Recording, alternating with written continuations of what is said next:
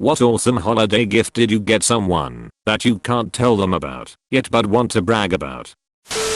My fiance's grandma makes these really labor intensive stockings whenever someone enters the family, birth/marriage, and she just finished mine after a year of working on it. No one in the nearly 40 years that she has been making these has ever made her one, so she's the only one in the family who doesn't have one. She has no clue that, while she's been making mine, I've been making one for her for Christmas this year.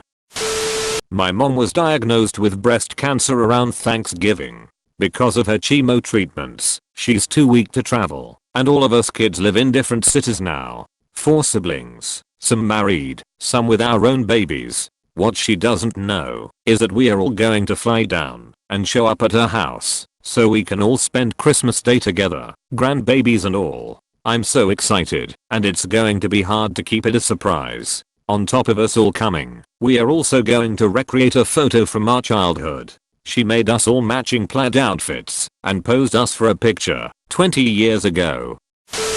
My father was in WWII Bomber Command, flying in Lancaster. He was a rear gunner. We have a photo of our father with his squadron on the tarmac, I assume at Fiskerton, under one of those mighty machines. The photo is terrible, dark, hardly able to make out any of the figures, let alone our father. Its value was in the nose art, which you can see, not clearly but you can make it out. I took the photo to a restorer, who has absolutely make this come alive. You can see all those young faces, gestures, uniforms, for the first time. I've had copies printed and framed, and giving one each to my brother and sister. Dad unfortunately passed in 2014. I think my siblings are going to be pretty amazed to see his squadron for the first time.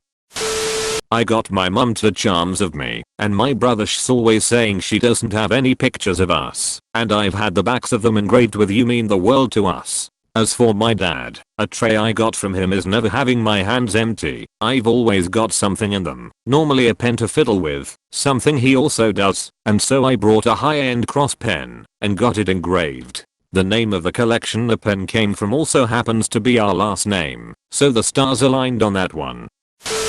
My grandpa passed away last year around Christmas, and it's been really hard on my whole family because we were all very close to him. My sister always watches old videos of him because she loves to hear his voice, so I got her personalized teddy bear dressed like him, flannel, glasses, mustache, with a recording inside that plays a voicemail that he had left her that says, "Keep this thought with you, your grandfather Michael adores you." It plays whenever you hug it, and I can't wait until she sees it. My dad died 4 years ago. Right after the funeral, I snagged all his plaid button-down shirts, 10 of them, and have spent the last few weeks turning them into a quilt for my mother. I had hoped to do it sooner, but a lot of life happened in the interim, and it was just too painful for me to work on it for a while. But I'm finishing up the binding this week, and it will be ready by Christmas. I'm so excited and terrified to give it to her. Edit. OMG, I'm overwhelmed at the response to this. I've made more quilts than I can remember, but this one is super special to me, and I can't wait to give it. I've cried into the fabric as I cut the pieces, as I sewed them together, and as I've closed the binding and written the label. The back is wood grain flannel, because he loved to make things with his hands. And the binding is a custom printed orange and blue stripe, because he loved him some Auburn Tigers football. To add, I also made pillows out of some of the shirts for all the grandkids.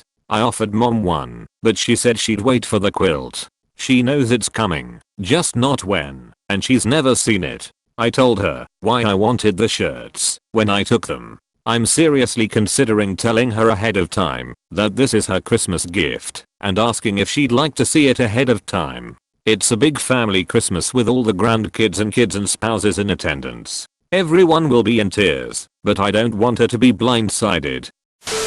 My sister is going to cosmetology school and getting ready for school, and looking cute every day is doing really wonderful things for her mental health. I got her black fancy coffee mugs that will match her outfits and a floor-length black silk bathrobe, so she can feel pretty and put together, even when she gets home. I also got her a pretty mirror for when she opens her own salon. I've loved watching her change from a sad girl with a minimum wage job into this open, Happy, growing girl who is making moves for her future. I'm so proud of her, and I just want to support her momentum as best I can. I bought my buddy a GameCube ASCII controller. It's literally a regular GC controller with a full PC keyboard just stuck in the middle, with the 2 sets of buttons and handles on each end. Just imagine cutting a GameCube controller in half and gluing the 2 ends to a PC keyboard and you basically have it. Was originally designed to work with a single game, Phantasy Star Online, one of the few GC games with online connectivity, and possibly Nintendo's earliest attempt at online console gaming. Had it shipped all the way from Japan. My friends and I are big gamers, and my friend is a huge geek for obscure games and gaming artifacts sort of forgotten by history. We watched a YouTube video on it recently, and that's what prompted me to buy it for him. This will probably get buried, but a few years ago, I wanted to get my sister a tote bag that said, "Totes McGoats" on it, with a goat on it. I found one, but I also found a site where I could get 20 of them for the same price. So, every birthday and Christmas she's been getting a present in a Totes McGoats bag. It's been going on for 3 years now. She even got her bridesmaid's gift in one. I think I've convinced her that I don't have any more.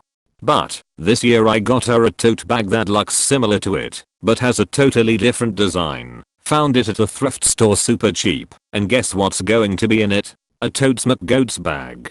I'm getting her other things I know she likes, but can't wait to see the look on her face. Haha.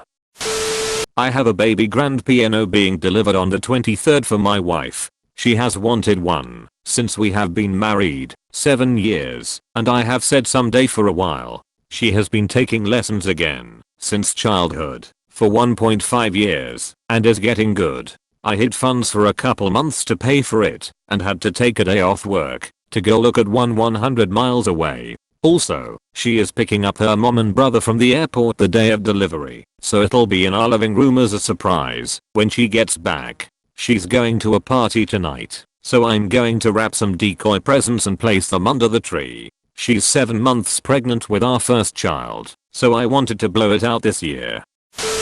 My 35-year-old brother just recently went to his first concert, Parachute, and his mind was blown by live music. He has not stopped talking about it since. He also has this strong affinity for the song Fire Escape by Andrew Mark Mahone in the Wilderness, and makes everyone he encounters listen to it. Pretty sure the song is a couple of years old now, and he still brings it up all the time. I got him tickets to see him live next year. He's not going to see it coming, and always says I give him the best gifts. I'm super excited to see his reaction. Oh, I also got him a Pop Funko of Dawson Leary with the intention of fueling our feud of Dawson vs. Passy that stems back to our childhood. I found it 5 months ago, and have been hanging on to it. We always have a blowout fight about the topic. I'm a Passy girl, for the record.